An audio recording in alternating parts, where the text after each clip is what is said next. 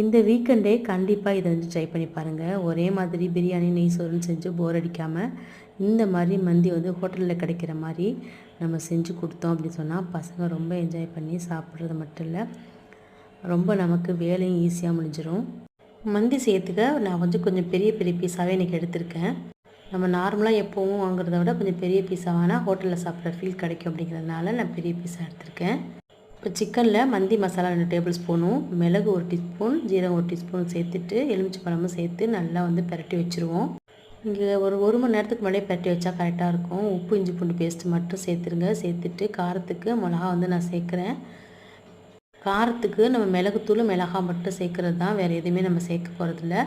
கடைசியாக உருக்குன பட்டர்லேருந்து ஒரு 2 table spoon மட்டும் ஊற்றி நல்லா பிணைஞ்சி வச்சுருவோம். பட்டர் சேர்க்குறதுனால நமக்கு டேஸ்ட்டு நல்லாயிருக்கும். அதே நேரத்தில் ஒரு மைல்டான ஒரு பட்டர் வாசமும் இருக்கும் மந்தியில்.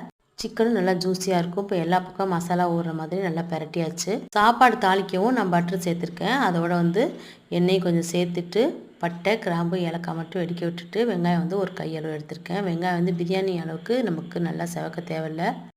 ஓரளவு கண்ணாடி பதம் வந்ததுக்கப்புறமே நம்ம சிக்கனை வந்து சேர்த்துடலாம். சிக்கனை சேர்த்துட்டு நல்லா பிரட்டி கொடுத்துடணும். பிரட்டி கொடுத்து சிக்கனோட ஜூஸ் எல்லாம் வெளியே வந்ததுக்கப்புறம் நம்ம சிக்கனில் தண்ணி சேர்த்துட்டு நம்ம சிக்கனை வெளியே எடுத்து திரும்ப ஒரு மசாலா கொடுத்து நம்ம பிரட்டி வைக்க போகிறோம். வந்து 1 சேர்த்துருக்கேன். நீங்கள் கிடச்சா கண்டிப்பாக சேர்த்துக்கோங்க. அதே மாதிரி சிக்கன் க்யூபு 1 சேர்த்துருக்கேன். இந்த சிக்கன் க்யூபு கண்டிப்பாக நீங்கள் சேர்க்கணும். அப்போ தான் மந்தி வந்து ஹோட்டலில் சாப்பிட்ற அந்த டேஸ்ட் வந்து நமக்கு வரும். அதோட 1 டீஸ்பூன் மட்டும் மிளகுத்தூள் சேர்த்துருக்கேன்.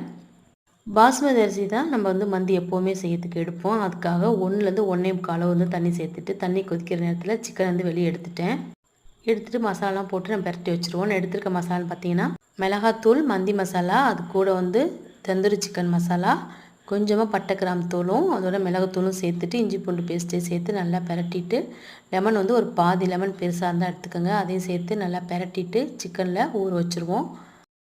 ஒரு 1/4 மணி நேரத்துலேருந்து அரை மணி நேரம் ஊறினாவே போதும். இப்போ ஊறின சிக்கன் மேலே பட்டர் தடவிட்டு ஓடிஜியை ஃப்ரீ ஹீட் பண்ணி வச்சுருக்கேன், அதில் வச்சுக்கிறேன்.